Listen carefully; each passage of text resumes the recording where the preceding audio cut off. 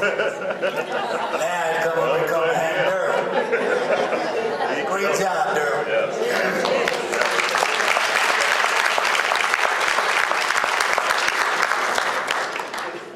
John Cathey, Mail's current AD, is not here today. He has a meeting.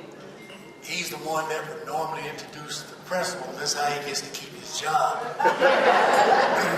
But I'm gonna have Principal Cathey come up and talk to you.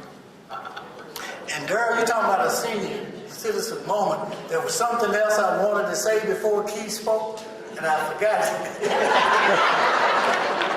Oh, I know what it was.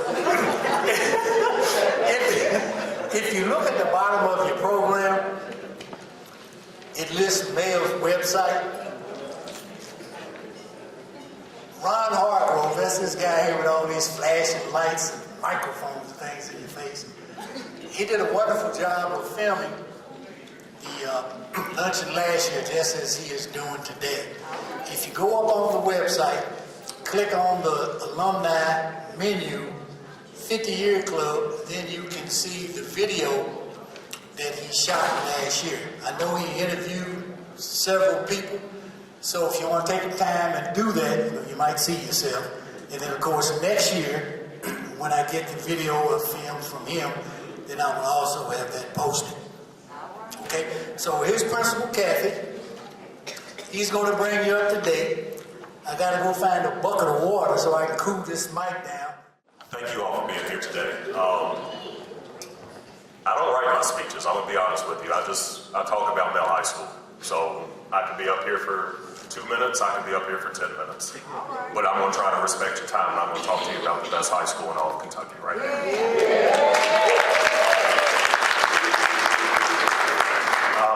I'm very teary-eyed because this is what it's about. When I talk to our kids and I show them our alumni room, and if you have not seen our current alumni room, please contact me and come out and see it. You look on one wall of our alumni room and it starts the history of Mail. You see those black and white pictures from those original football games. You see those original ROTC people all around 1900, the beginning of the 20th century, since 1856. You move around to the next wall and you start to see the 50s and the 60s and the 70s. The reason why my daddy told me I was going to go to Mail High School. You start to see all that up there. Sorry, I'm trying. You move to the next wall. The 80s, the 90s, the 2000s. I graduated from Mail in 2001. My picture is blessed enough to be up there.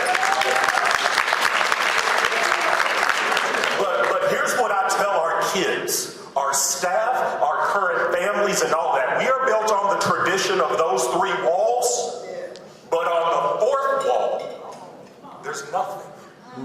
That's for our current people to lay their legacy. They have a wall. Well, what they are doing right now, they can put it up there with the same historical things that you all did. Imagine that. Imagine you're being told at 15, 16 years old, when you've got all this social media stuff, when you have all of these things from all over the world coming at you about social anxiety and angst and depression and all these things pressuring you, and you at 15 years old can look at that wall and say, you know what, I can follow a path. I can follow people who have built this community and made us everything that we're supposed to be. I'm extra emotional because, like I said, I'm speaking to you from 3 terms today. One is the current principal. And I never imagined that I would be blessed enough to even do this. Secondly, as an alum, and I'm the first alum since 1856, I'm the first alum to be blessed enough to be the principal of Mail High School. And all these years. But thirdly, I want you to hear me. I am speaking to you currently as a Mail High School parent. My daughter is getting ready to be a sophomore at high school. And she's able to see those pictures. She's able to see the walk that her father takes every day. She knows what it means. She knows all that my father ever wanted growing up, because you talked about Bobby Turner and Darryl Griffin. All he wanted to do was go to Mail.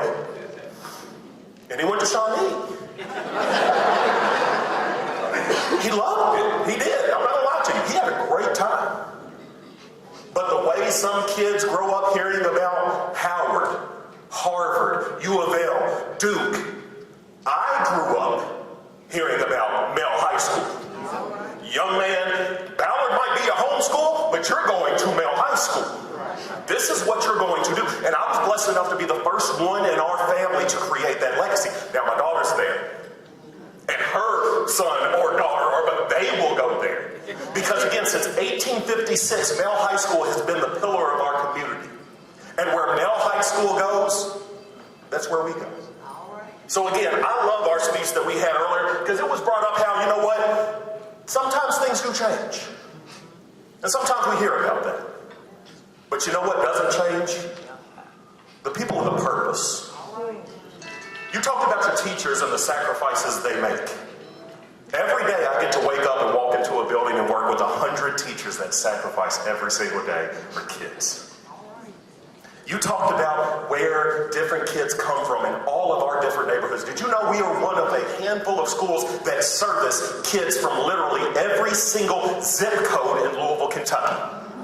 You can have all kinds of behavior incidents. You can have zero behavior incidents.